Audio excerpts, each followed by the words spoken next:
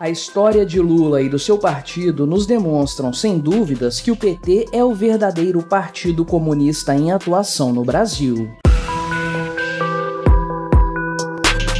Este é o Visão Libertária, sua fonte de informações descentralizadas e distribuídas. A história do comunismo no Brasil enquanto movimento organizado remonta ao ano de 1922, quando o Partido Comunista Brasileiro, o PCB, foi criado na esteira da Revolução Russa. Sim, a praga do comunismo se instalou em terras tupiniquins há mais de um século. O PCB original foi o organismo que uniu todo o movimento comunista no Brasil, mesmo durante seus períodos de clandestinidade, quando a defesa dessas ideias era criminalizada no país. Esse cenário durou até a década de 1950, quando as primeiras divergências começaram a surgir. Naquela época, um grupo dissidente do PCB terminou por fundar o Partido Comunista do Brasil, o atual PCdoB. De qualquer forma, o grande nome dessa ideologia no Brasil foi, durante muitas décadas, Luiz Carlos Prestes, o comunista maluco que dirigiu o PCB por quase 40 anos até se desligar da legenda em 1980. E foi nesse mesmo ano que a esquerda brasileira, até então focada na Revolução Marxista, começou a se voltar para os movimentos sindicalistas. Essa mudança de rumo levaria à fundação, naquele 1980, do famigerado Partido dos Trabalhadores, o PT que hoje governa o Brasil. Tipicamente, o PT de Lula, Dilma e Fernando Haddad é visto como um partido que, embora seja de esquerda,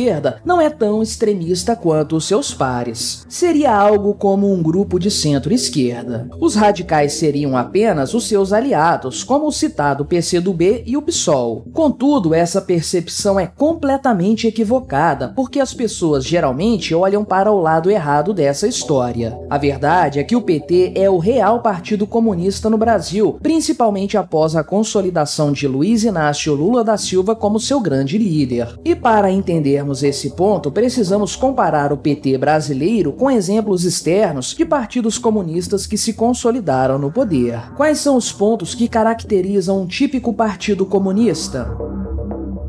Em primeiro lugar, temos o culto à personalidade. Onde quer que se instaure um partido comunista bem consolidado, lá haverá um líder messiânico que deverá ser tratado como uma verdadeira divindade. Foi assim na União Soviética após a chegada de Stalin ao poder. Foi assim na China com Mao Zedong. O mesmo se aplica ao Camboja de Pol Pot e a Cuba de Fidel Castro e Che Guevara. Mesmo em países com formas mais modernas de comunismo, coisa típica da América Latina, podemos ver esse fenômeno, como na Venezuela de Hugo Chávez. Existem ainda os casos mais extremos, como o da Coreia do Norte, com seu culto divino aos 3 líderes da nação comunista. E como funciona o PT? Bem, nesse partido, o culto à personalidade do Lula é algo evidente. O Molusco é praticamente um semideus para os seus apoiadores mais chegados. Pense, por exemplo, que a atual presidente do PT, Gleisi Hoffmann, tem como única função endossar tudo o que o Molusco fala.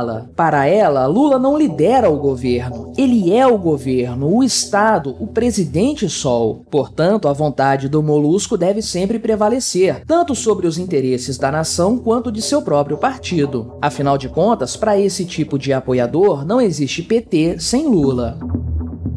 Isso nos leva ao segundo ponto. O líder supremo de um partido comunista deve sempre eliminar a concorrência. Os citados Stalin e Mao promoveram expurgos que chegaram às casas das centenas de milhares. Seus concorrentes, em muitos casos, eram acusados e condenados sem provas para, em seguida, serem levados para o pelotão de fuzilamento ou coisa pior. O objetivo desses líderes paranoicos, por óbvio, era evitar o risco de traição por parte de algum membro do partido que estivesse em franca ascensão. E como funciona o PT nesse sentido? Bem, é certo que o Lula nunca chegou às vias de fato, pelo menos é o que a investigação sobre Celso Daniel concluiu. Porém, o corrupto de 9 dedos promoveu sim expurgos práticos contra seus correligionários. Inúmeros nomes fortes do PT foram expulsos do partido ou se desligaram por pressão ao longo dos anos. No começo, o PT era a marca da pluralidade da esquerda no Brasil. O partido agremiava desde sujeitos trotskistas, que no futuro fundariam o PCO e o PSTU, até mesmo ambientalistas verdes. Mas as coisas mudaram chegaram muito rápido no partidão. Já em 1997, o primeiro expurgo de peso foi realizado. Luísa Erundina, um dos grandes nomes do partido e a primeira a ser eleita para um cargo de peso, terminou por sair do PT no final daquele ano. Acredita-se que Lula tenha sido o grande agente causador desse expurgo. Depois disso, a coisa permaneceu relativamente tranquila até a chegada do PT ao poder nacional. Logo na sequência da eleição do Lula, uma ala de membros do partido insatisfeitos com a gestão do Molusco foi completamente expurgada ainda em 2003. Dessa vez, as vítimas foram os políticos João Fontes, Luciana Genro, João Batista, o Babá, e Heloísa Helena, que era senadora naquela época. Esses indivíduos votaram contra diversas pautas apresentadas por seu partido, inclusive contra a reforma da Previdência. Acredite ou não, isso realmente aconteceu. Naquela época, Eduardo Suplicy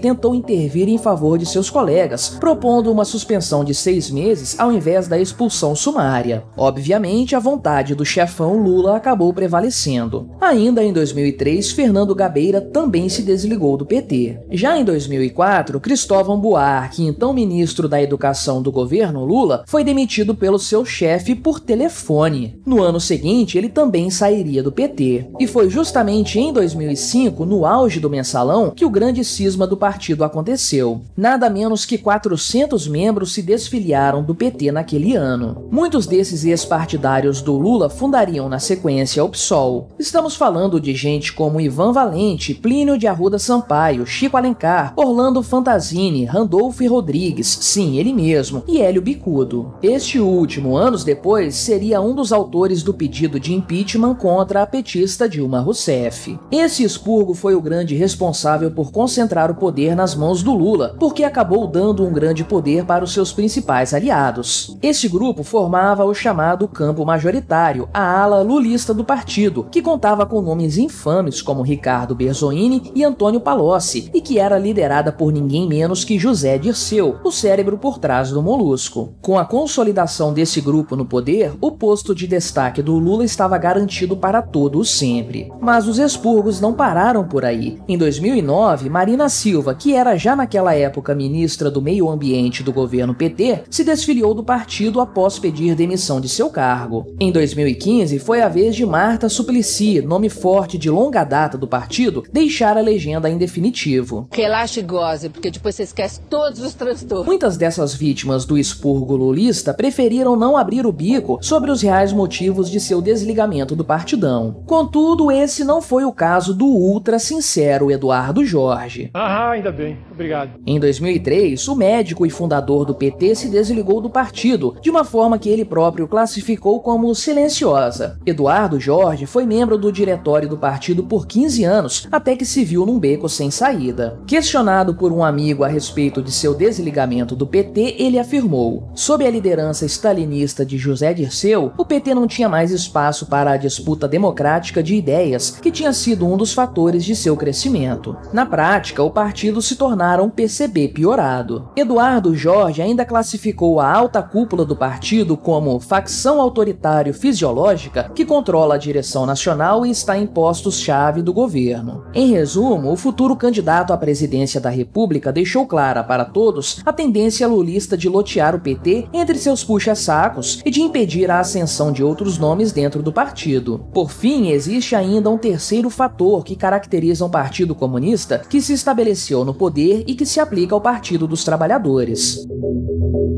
Depois de criar a imagem mítica do grande timoneiro e de eliminar toda a concorrência, o partidão adota medidas que visam manter o seu poder por tempo indefinido, através da cooptação das instituições estatais. Por meio de uma atuação meticulosa e coordenada, o Partido Comunista corrompe os poderes para concentrar nas mãos do líder todo o controle do Estado. Para vermos esse tipo de tática em ação, basta olharmos para o passado, para os períodos do governo PT. Diversos esquemas de corrupção corrupção, tais como o Mensalão e o Petrolão, foram criados para garantir o controle do Poder Executivo sobre o Congresso Nacional. Já por meio de indicações para as cortes superiores do Poder Judiciário, o PT conseguiu estabelecer uma mentalidade muito favorável ao seu modo de governar. Em última instância, essa soma de fatores acabou por garantir não apenas a permanência do PT de Lula no poder por vários mandatos, mas também garantiu o retorno do Molusco à presidência da República, mesmo após ter sido condenado por corrupção. A comparação histórica, portanto, não nos deixa dúvidas. O PT é o verdadeiro partido comunista do Brasil, tendo seguido à risca a agenda vitoriosa que outros partidos semelhantes adotaram em outras partes do mundo. Lula, um corrupto que há décadas não sabe o que é trabalhar, que mal sabe falar, que tem uma mentalidade tacanha e que defende ditadores e terroristas, foi alçado ao status de quase divindade política. Todos os seus concorrentes foram, um a um, eliminados do caminho. A chegada de Dilma Rousseff ao poder, por sinal, só foi autorizada pelo Molusco porque a mulher Sapiens, obviamente, não representava a menor ameaça ao seu poder. Ao longo de seus anos de governo, Lula e sua sucessora fantoche fizeram o que foi possível para cooptar a máquina estatal em seu favor. E de certa forma podemos dizer que eles tiveram relativo sucesso. A prova disso está aí no 5º mandato do PT, terceiro do Lula. Em grande parte, a corja comunista que governou o país nos períodos de maior corrupção e crise econômica de nossa história está aí de volta, com ainda mais poder. Mas será que esse é o fim da história com a inevitável vitória do comunismo? Na verdade, não. Tal como aconteceu em outras partes do mundo, esse mecanismo pode até funcionar para garantir o poder do grande líder, mas é totalmente ineficaz quando o assunto é formar uma sucessão natural para esse líder. Lula está velho e decrépito, mas ele é tudo o que sobrou para a esquerda brasileira. Graças a anos ininterruptos de expurgos, nenhuma grande liderança alternativa foi formada. O Molusco hoje não tem sucessores. É por isso, inclusive, que ele precisou ser solto da cadeia para concorrer nas eleições do ano passado. Não havia ninguém que pudesse ocupar seu lugar. Portanto, a centralização do poder nas mãos do líder comunista é também sua maior fragilidade. De fato, estamos vivendo numa era em que cada vez mais a concentração de poder e informação se configura num grande equívoco. Lula escolheu esse caminho para garantir seu próprio poder, vaidoso como ele só. Porém, essa sua escolha, aplaudida pelo seu séquito mais próximo, aqueles poucos que não foram expurgados do PT por sua ação, será justamente a ruína da velha esquerda brasileira. No fim das contas, não há partido comunista que resista à prova do tempo. Essa será a última etapa que o PT precisará cumprir para se unir à escória da política mundial. Desaparecer por completo quando o seu único e grande líder eclipsar de vez. Obrigado por sua audiência. Este artigo foi revisado por JJ